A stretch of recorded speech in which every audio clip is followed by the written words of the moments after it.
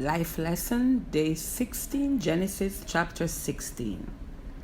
We see the story of Abraham and his wife being without children, and Sarah gave Abraham the permission to take Hagar as his second wife, seeing that she has gone so long without children. It doesn't matter how long the wait may be. If the Lord has made a promise, he will bring it to pass. Abraham received the word from God, but Sarah became impatient.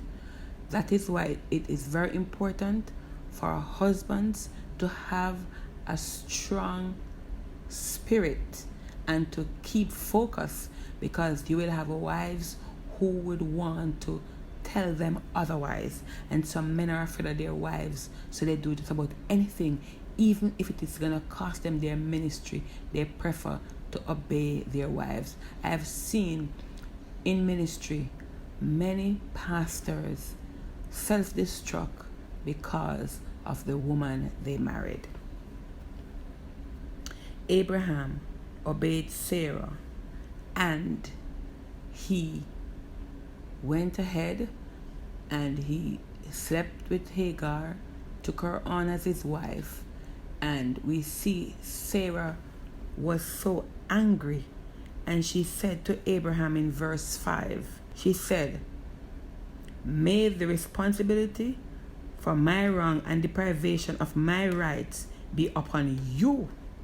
That means she's telling Abraham, may my wrongs be upon you. I gave my maid to your bosom, and when she saw that she was with child, I was contemptible and despised in her eyes. May the Lord be the judge between you and me. So here it is. When wrong decisions are made, when men don't take their rightful place and wrong decisions are made, you will end up getting the blame, because you should have put your foot down and say, no, this is not what God said. This is what we need in this season. Some men who will know exactly what God has said concerning their family. You see Hagar running away, but the angel told her to go back to your mistress and humbly submit to her control. Because sometimes life lessons, when leaders treat you wrong and you stay under that leadership, God will use your staying to humble them. I have seen it so many times. Life lessons. I have lived to see leaders confess. I've lived to hear leaders speak about being jealous of others. I've lived to hear it. So submit even when you're being humiliated, even when they try to do everything to ensure that you walk away. Do not walk away. Stand. When you walk, you give them the power to say you were in the wrong. When you stay under all their oppression and all that they have said, they will realize that God was speaking through you. She went back and she received a promise.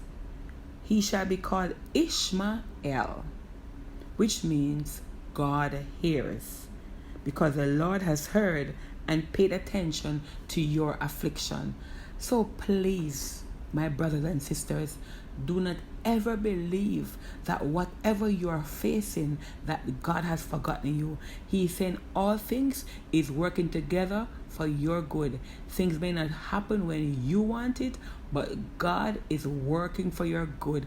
He is setting up some divine connections, some divine appointments, and in the midst of that, He is removing some people who cannot go with you to your next level.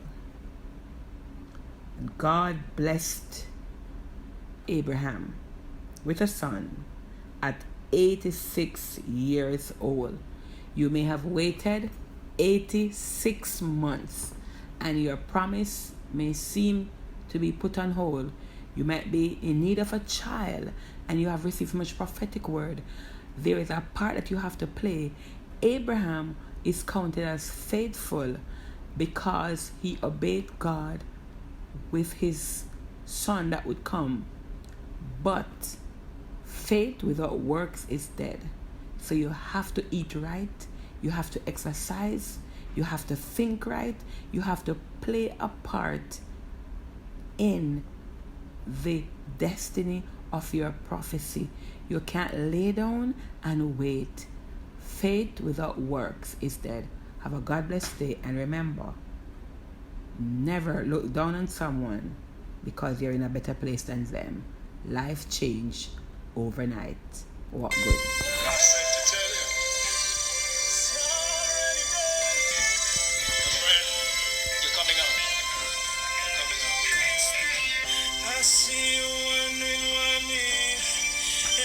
Of your adversity,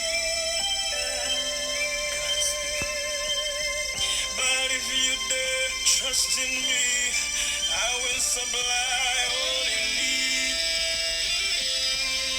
I will take you over. I will take you over.